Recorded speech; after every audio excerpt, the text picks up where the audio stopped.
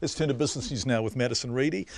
Hi, Madison. Good evening. The ANZ Business Confidence Survey came out today. How's sentiment looking?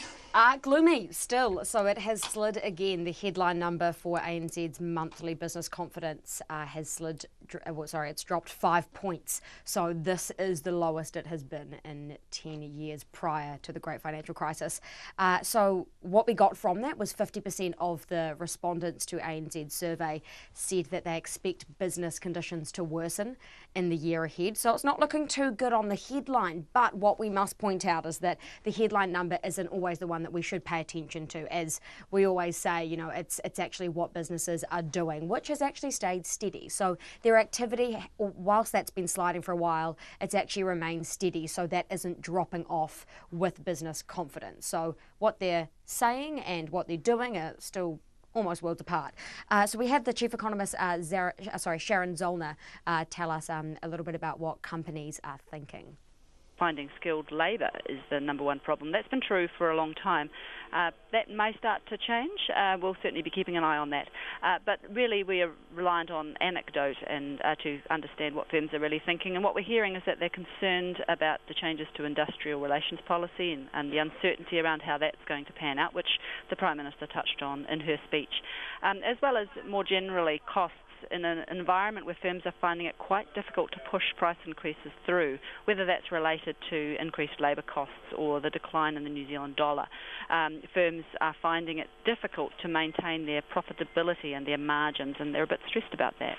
ANZ's chief economist, Sharon Zollner. Interesting to hear her refer to the Prime Minister's pitch to businesses the other morning. Dave McLean, her colleague from Westpac, right? I probably should point out there as well that business confidence survey was for the month of August, but that's calculated about mid-August, so this week's news on the council had nothing to do with it. Yeah, right.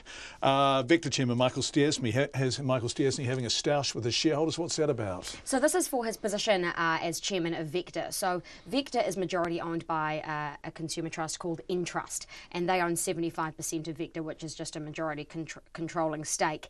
They came out today and they've called for a special meeting of shareholders to all gather and all join forces to force Stiassny out. Now, Michael Stiassny is also the chairman of Tower, and he's been with Vector for a long time. And he was due to step down anyway in their annual meeting come September, but that meeting's now been pushed back to October. Now, Entrust has accused Mr. Stiassny of saying that was his decision. I spoke to him today, and he said, no, actually, that was a board decision. I can't just, push out the meeting. And he's basically said that what Entrust is saying about that being a decision to delay his departure, that's not true. He called this kind of idea of a special meeting bizarre and an extra cost.